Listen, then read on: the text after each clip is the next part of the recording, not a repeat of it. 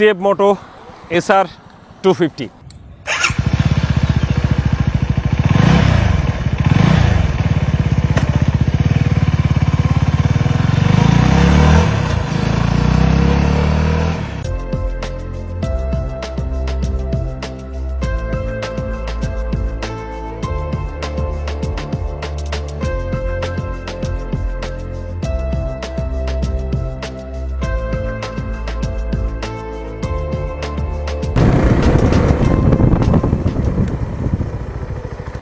এবং এই SR 250 এই বাইকটা আজকে আমি সারাদিন রাইড করব এবং এই বাইকের ভালো এবং কিছু মন্দ দিক আপনাদের মাঝে শেয়ার করব। সিএফ মোটো SR 250 বাইকটা 4 valve single cylinder liquid cooled EFI DOHC engine.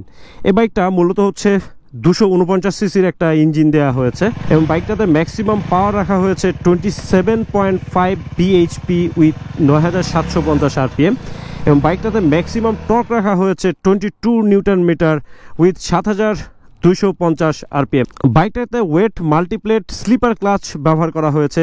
SR 250 এই বাইকটার লেন্থ হচ্ছে 2010 মিলিমিটার, ওয়াইড হচ্ছে 750 মিলিমিটার এবং হাইট হচ্ছে 1080 মিলিমিটার। সিএফ মোটো SR 250 এই বাইকটার ম্যাক্সিমাম ওয়েট হচ্ছে 165 কেজি। ফুয়েল ট্যাঙ্ক ক্যাপাসিটি হচ্ছে 12 লিটার। SR 250 বাইকটা দুইটা কালারে আসছে, সেটা হচ্ছে একটা হচ্ছে ব্ল্যাক আর একটা হচ্ছে হোয়াইট। একটা চেসিস এবং ফ্রন্ট সাসপেনশনের কথা যদি বলা হয় তাহলে এটা হচ্ছে 37 upside down suspension. Rare suspension রাখা হয়েছে সেন্ট্রাল মনোশক সাসপেনশন। ফ্রন্টে বাইকের ব্রেকের কথা যদি বলি সেটা হচ্ছে ডিস্ক হচ্ছে 292 millimetre single disc 4 piston caliper. Rear brake হচ্ছে 220 মিলিমিটার সিঙ্গেল ডিস্ক এবং সিঙ্গেল পিস্টন ফ্লোটিং ক্যালিপার। বাইকটাতে ফ্রন্টে টায়ার রাখা হয়েছে 110 70 17, রেয়ারে টায়ার রাখা হয়েছে 140 60 17। ABS ব্রেকিং সিস্টেম রাখা হয়েছে এবং euro 5 standard dual channel ABS braking system রাখা হয়েছে এবং হেডলাইট এবং টেল লাইট দুইটাই হচ্ছে LED রাখা হয়েছে। তো চলেন বাইকটা আগে স্টার্ট করি, দেখি বাইকটা থেকে কেমন পারফরমেন্স পাওয়া যায়। আচ্ছা, প্রথমত ইগনিশন কি দিয়ে দিলাম। এই হচ্ছে বাইকের মিটার অন হয়ে গেছে, ফার্স্ট গিয়ারে আছে। আচ্ছা যাই হোক, নিউট্রাল করে নিলাম, নিউট্রাল। এবং হচ্ছে এখানে স্টার্টিং মেথডটা হচ্ছে এটা, জাস্ট প্রেস দিলেই বাইকটা স্টার্ট হয়ে গেল। এই যে স্টার্ট হয়ে গেল। এই বাইকটা মাত্র 2150 কিলোমিটার রাইড করা হয়েছে এখন পর্যন্ত। সাউন্ড কিন্তু জোস, সাউন্ড জোস। আচ্ছা, এখন দেখি বাইকটা কেমন পারফরমেন্স করে। তো চলেন একটা রাইড করা যাক 300 ফিটের রাস্তায়। ফার্স্ট গিয়ারে 25 30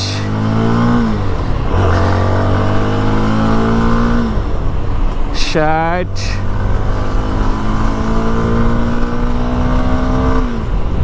ও রে, হোয়াট এ পাওয়ার! 90 96 97 100। গিয়ারবক্স কিন্তু 6টা, মানে বাইকে 100 তুলতে খুব বেশি সময় লাগতেছে না, কিন্তু হাই RPM এ বাইকটা খুবই ভালো পারফরমেন্স করতেছে। সিটির মধ্যে আসলে হ্যাঁ, কন্ট্রোলিং ইজ সুপার কন্ট্রোলিং বলা যায়। কন্ট্রোলিং এক কথায় জোস। এবং আমার কোমরও কিন্তু খুব বেশি প্রেশার পড়তেছে না, ইভেন কবজিতেও প্রেশার পড়তেছে না। মানে পাওয়ারের প্রেমে পড়ে গেছি, মানে যথেষ্ট পাওয়ার দেওয়া হয়েছে বাইকটাতে। এই যে অটো চলে আসছে সামনের দিকে। এখন সামনে একটা ফাঁকা পাইলে একটা টান দিয়ে দেখব। বলতে পারেন বাইকের একটা ফুল রিভিউ আমি খুব শীঘ্রই চ্যানেলে আপলোড করব।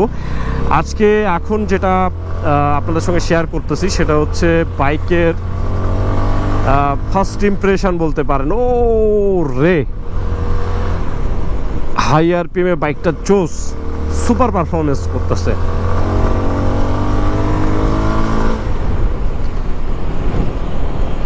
ABS থাকার কারণে ব্রেকিং এক কথায় সুপার। লুকিং গ্লাসটা ভিজিবিলিটি যথেষ্ট ভালো।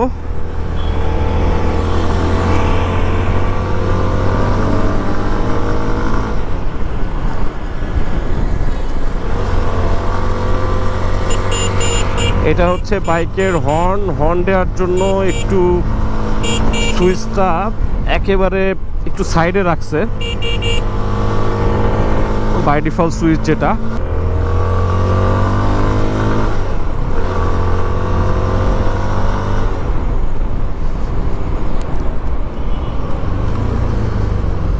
ব্রেকিং নিয়ে বাইকের কোনো প্যারা নাই,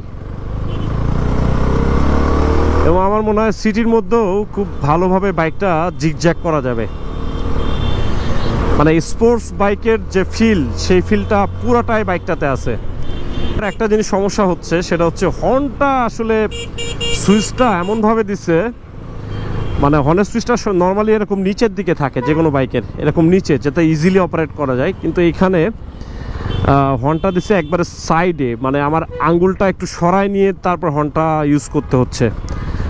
যাদের হাত ছোট তাদের জন্য আরেকটু প্যারা হবে।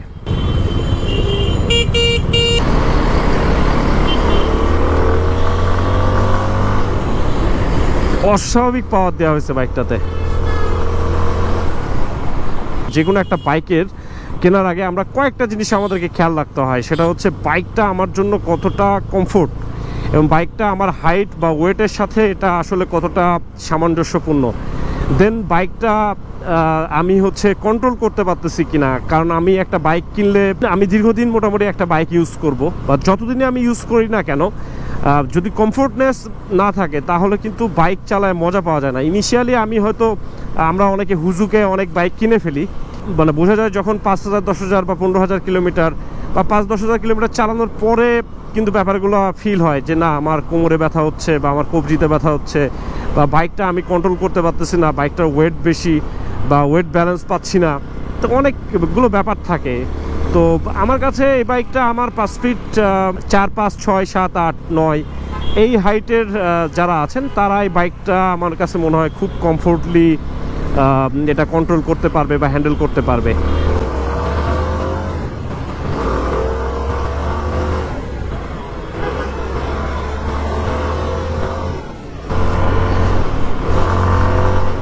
ও রে, সাউন্ড রে ভাই, জ্যামের মধ্যে পড়ে গেলাম মনে হচ্ছে। সামনে তো খালি মনে হচ্ছে, এখানে কেন এত জ্যাম লাগাইছে? তবে জ্যামের মধ্যেও বাইকটা কিন্তু খুব ভালো কন্ট্রোল করা যাচ্ছে। এই যে ট্রাফিক মামা আছে ভাই, নতুন বাইক, নাম্বার প্লেট নাই, আসো আমাকে ধরো ধরো ধরো। সেফ মোটো নতুন বাইক, নাম্বার প্লেট নাই, আসো ধরো।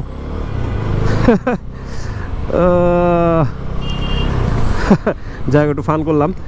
ঢাকা মেট্রো লয়, এই যে নাম্বার প্লেটটা ইংলিশে লিখছে।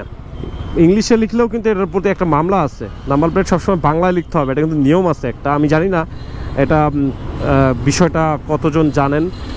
হ্যাঁ, নাম্বার প্লেট কিন্তু আপনাকে বাংলায় লিখতে হবে, ইংলিশে লেখা যাবে না। ইংলিশে লিখলে সার্জেন্ট চাইলে কিন্তু আপনার এটার জন্য মামলা দিতে পারে। আচ্ছা, এখান থেকে একটু পাশ কাটায় দেখি। ও রে, মানে পাওয়ারে কোনো কমতি নাই। 100 সিসি বাইকের এটাই হচ্ছে মজা। ও হোয়াট এ পাওয়ার।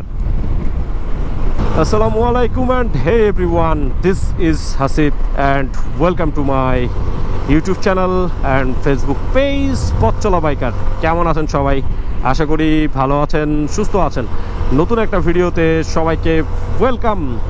সময় এখন বিকাল 4টা, যদিও আমার সেফ মোটো SR250-তে টাইম দেখাচ্ছে 8:40, 45, যদিও টাইমটা অ্যাডজাস্টমেন্ট করা নাই। ও 6 গিয়ারে 100 উঠতে একেবারে কম সময় নিচ্ছে বাইকটা।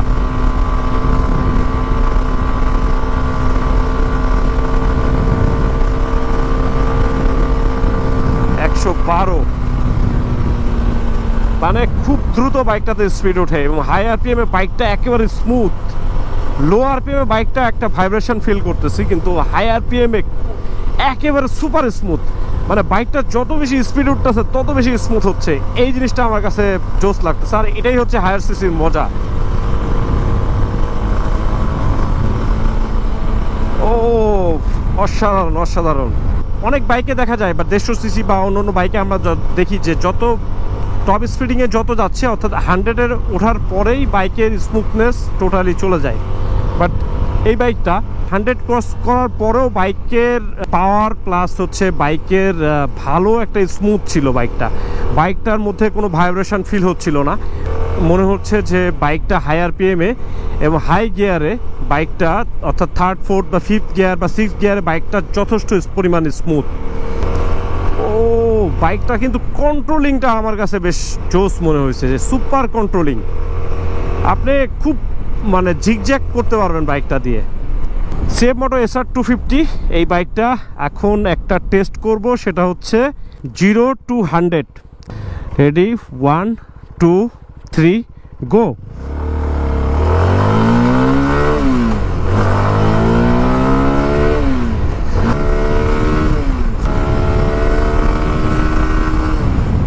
সো বাইকটাতে পাওয়ার যথেষ্ট দেওয়া হয়েছে, যথেষ্ট পাওয়ার দেওয়া হয়েছে, মানে পাওয়ারের দিক দিয়ে এই বাইকের কোনো ধরনের কোনো কমতি নাই।